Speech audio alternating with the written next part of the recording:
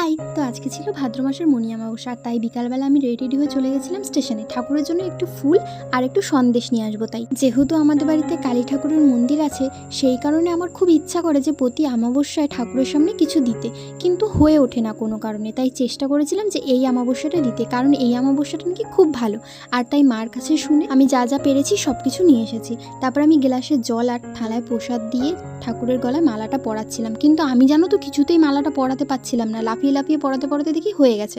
তারপরে পুজোটা দিলাম ভালোভাবে, নমস্কার করে চলে গেছিলাম বাইরে। তুলসীতলায় না আজকে মা আটার প্রদীপ ধরিয়েছে, সেটাই তোমাদেরকে দেখাচ্ছি।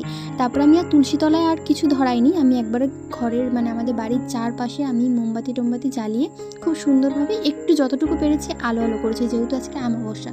তারপর ঠাকুর ঘরে গিয়ে দেখি এত সুন্দরভাবে ফুলগুলো ফুটেছে যে ঠাকুরের মুখটাই পাল্টে গেছে, খুব সুন্দর লাগছিল। আর আজকের জন্য ভিডিওটা এতটুকুই। ভালো লাগলে লাইক কমেন্ট শেয়ার, টাটা।